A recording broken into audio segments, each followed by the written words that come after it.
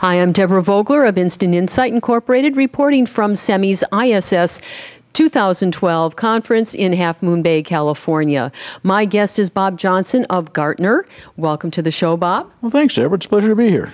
All right. Well, first question for you. Very simple. Let's just start with a brief summary of Gartner's forecast for the industry 2012, and maybe you can give us a peek ahead into 2013. Oh, of course. For 2012, basically what we're responding to is an overshoot and probably an excess of investment environment in 2010 and 11. So we're looking at total capital spending down someplace around 20%, and wafer fab equipment about the same at the moment right now.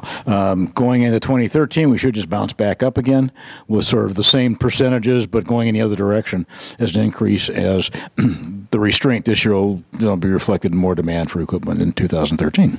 Can you give us some hard numbers for CapEx and any trends to look out for, especially as the industry starts thinking about EUV and 450 millimeters? What does that do to the financials and planning, CapEx planning, that sort of thing? Well, it's a good question. I mean, we're starting to see some initial EUV sales, and these aren't for production units. These are for more of the second, I guess you call them beta tools, but the second generation tool.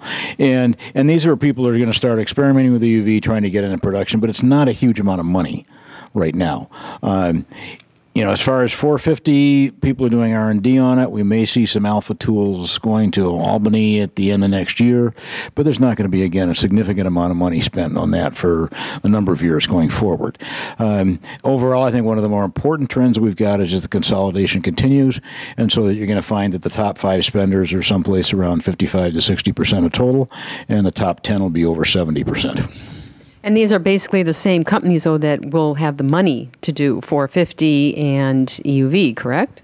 Oh, yeah, it's the same bunch. I mean, the guys that are building fabs, it's Intel, Samsung, TSMC, Global Foundries, Hynix, maybe Micron, and then you start to kind of run out of Toshiba, of course, and then you start running out of gas at that point. So it's the same bunch of guys that are building it there, and they're the ones that are up there. Yeah. I wanted to ask you about the foundry model because Steve Newberry yesterday had some interesting comments about the foundry model going forward and how it could be challenged by well-capitalized companies. What's your take on this? Well, it's interesting. I mean, first of all, TSMC is by far the largest foundry. And, I can't see anybody seriously challenging him right now. You've got Samsung putting a large amount of money into its logic production. Just saw a report today that indicated they're going to put a significant amount of money into logic next year.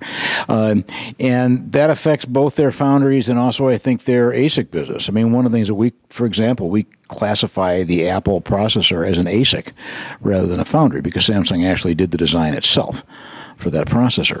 So, there is some challenge there. Global Foundries, of course, continue to invest aggressively. They'll be putting more pressure, I think, on other companies like UMC and SMIC, and they have to put some capacity in if they're going to challenge TSMC, but nobody's at the point where they can really effectively challenge TSMC yet. All right. Well, thank you very much for being my guest. Hey, thank you, Deborah. It's my pleasure.